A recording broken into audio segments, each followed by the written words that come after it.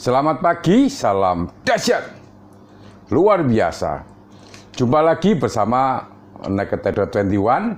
Saya Joko Cahyoadi. Pagi kali ini sahabat, saya ingin sharing ya tentang perusahaan tambang emas terbesar di Afrika Selatan. Ini kan sering teman-teman trading emas ya. Ini untuk menambah wacana bagi teman-teman agar di mana sih sebenarnya produksi emas dunia ini dihasilkan. Namun demikian, sebelum saya ulas tentunya selalu izinkan saya untuk memberi salam, memberi hormat kepada sahabat-sahabat trader, juga sahabat YouTuber di seluruh Nusantara. Mudah-mudahan pada kesempatan pagi kali ini Anda semua dalam kondisi berbahagia dan luar biasa.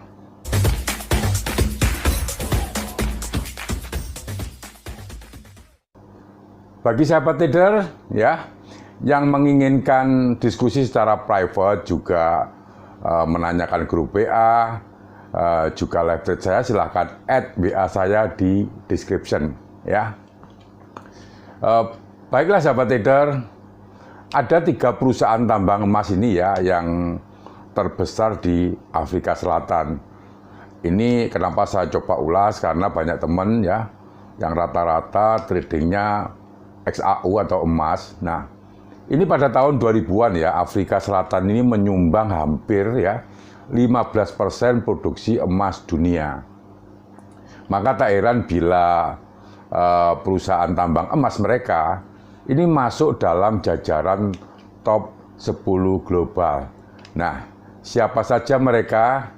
Mari kita simak konten pada pagi kali ini ya. Industri pertambangan emas adalah salah satu sektor bisnis terbesar di dunia. Hampir di semua benua, terkecuali ini Antartika, Anda bisa menemukan perusahaan tambang emas ya.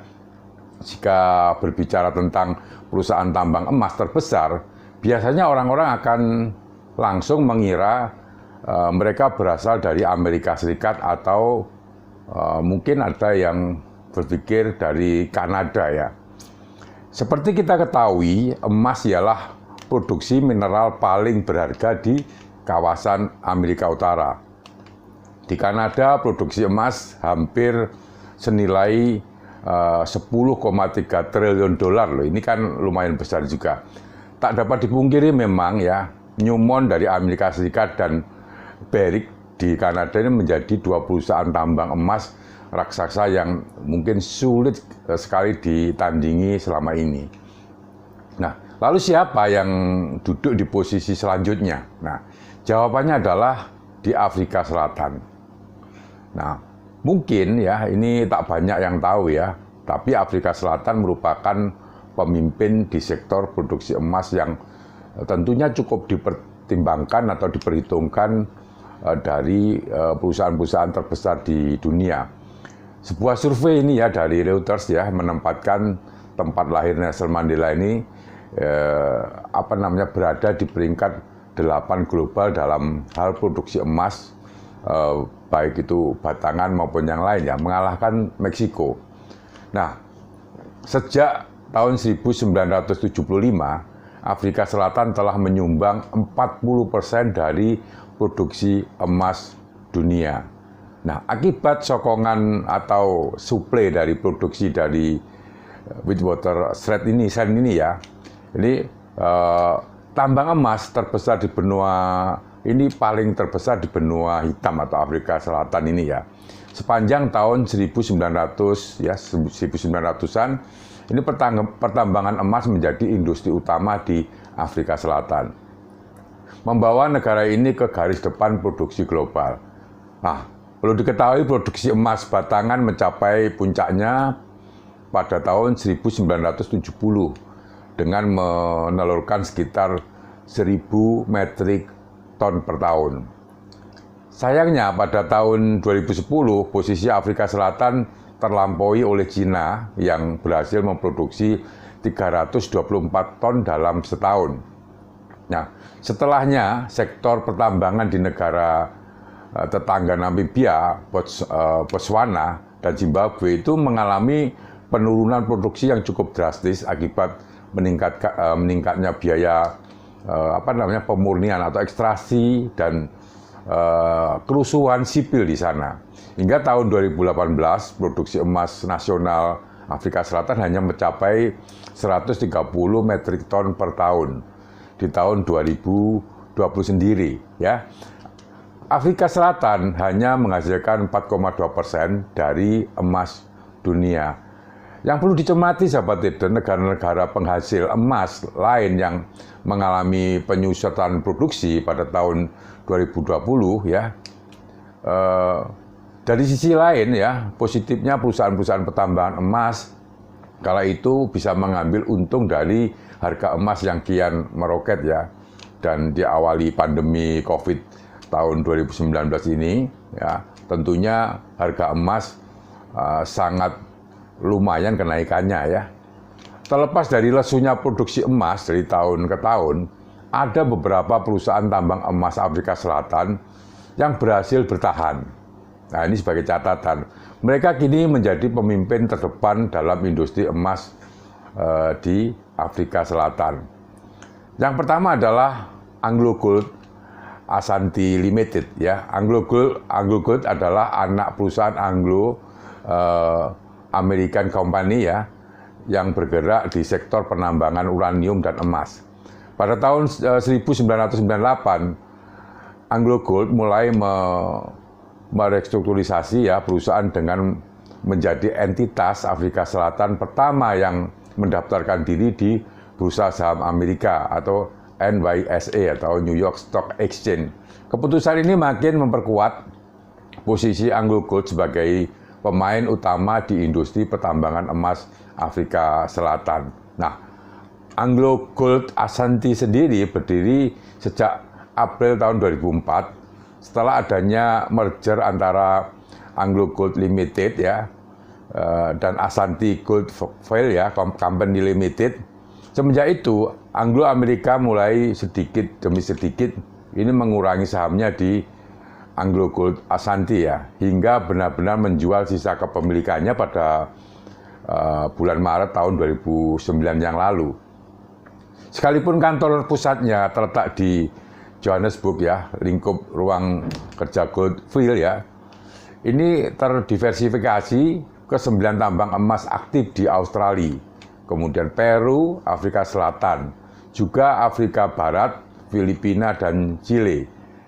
Ini tercatat per Mei tahun 2020, ya, Goldfield Limited mencatatkan kapasitasnya, ya, kapitalisasinya di pasar di angka 6,4 miliar dolar, membuatnya menduduki ranking perusahaan tambang emas terbesar ke-7 di dunia. Ini lumayan cukup diperhitungkan. Nah, saat ini AngloGold Ashanti adalah produsen emas independen tanpa investor dominan. Sahamnya dimiliki oleh beragam shareholder global dari lembaga keuangan terkemuka di dunia. Tak hanya di NYSE atau New York Stock Exchange, saham AngloGold Ashanti pun melantai untuk diperdagangkan di Johannesburg Stock Exchange atau JSE dan Australian Stock Exchange atau ASX, ya. Meskipun berkantor pusat di Johannesburg, ya, lingkup operasional AngloGold Ashanti berskala global ini meliputi 14 proyek yang terbesar 9 negara yang mencakup Afrika Selatan, kemudian Argentina, Australia, Brasil, Ghana, ya, terus kemudian Mali, Kongo, Tanzania. Maka tak heran bila luas cakupannya tersebut menempatkan AngloGold Ashanti ini sebagai perusahaan tambang emas terbesar ketiga di dunia dengan kapitalisasi pasar terbesar tidak kurang dari 10,85 miliar dolar per tahun Mei tahun 2020. Yang kedua yang perlu Anda ketahui, sahabat trader, adalah Goldfield Limited. Asal mula perusahaan ini dimulai pada tahun 1887, yang cukup lama. ketika Cecil John Rhodes dan Charles Rudd mendirikan salah satu perusahaan tambang, ya, tambang emas pertama di Afrika Selatan waktu itu. Nah, Goldfield ya, dan Goldfield mulai melakukan modernisasi setelah merger dengan Gensor di tahun 1998. Perusahaan ini di kemudian hari mulai dikenal sebagai Goldco, ya, sebelum berganti nama menjadi Goldfield Limited. Sebagai catatan, pada tahun 2002, demi mewujudkan misi menjadi pemimpin global dalam sektor pertambangan emas, Goldfield ini mendaftarkan diri juga ya di NYSE dan JSE atau Johannesburg Stock Exchange. Kemudian yang ketiga, sahabat trader, yang perlu Anda ketahui adalah Sibanye ya, Stillwater. Ini perusahaan tambang emas termuda dalam daftar ini ya. Jadi Sibanye ya, Stillwater baru saja berdiri pada Februari tahun 2013 silam dengan nama Sibanye Gold Limited. Awalnya Sibanye Gold Limited ini merupakan anak perusahaan dari Goldfield Limited ya, sebelum akhirnya pecah kongsi. Ini pada tahun 2016 perusahaan ini mengakuisisi Stillwater Mining Company asal Amerika Serikat dengan harga 2,2 miliar dolar, sehingga terbentuklah nama Sibanye Stillwater. Nah, sebagai penambang platinum terbesar di dunia ya, produsen palladium terbesar kedua juga, dan produsen emas papan atas tentunya, Sibanye Stillwater ini berhasil membukukan kapitalisasi pasar sebesar 5,18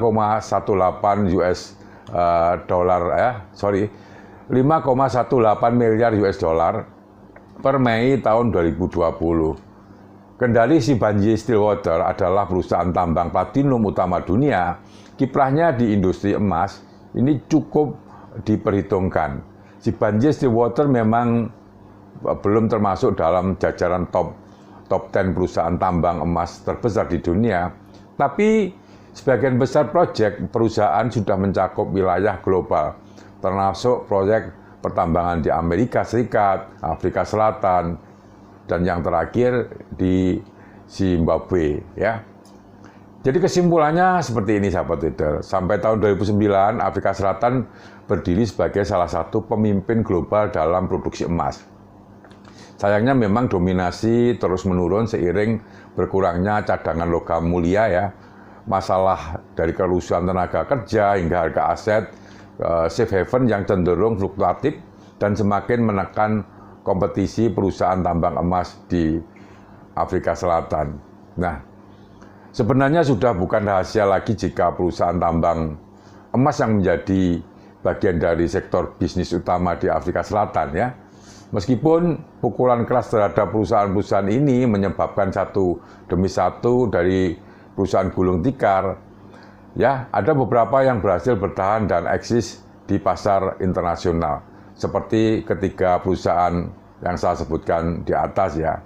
Jadi sebenarnya selain Anglo Gold, Ashanti, Goldfield, dan Sibanye Stillwater, ada pula perusahaan Afrika Selatan ya yang lain yang aktif di industri tambang emas seperti Harmony Gold Mining, ya, kemudian Pan African Resources dan Village Mint dan lain-lain. Tentunya masih ada tapi tidak terlalu besar ya, kecil-kecil. Itu tadi sahabat sebagai wacana perusahaan tambang emas terbesar di Afrika Selatan. Bagi sahabat trader yang belum subscribe, silahkan subscribe dan tekan lonceng tentunya bila mana Anda menyukai topik-topik seputar dunia bisnis, investasi, dan perdagangan valuta asing. Terima kasih, selamat pagi, salam dahsyat, luar biasa.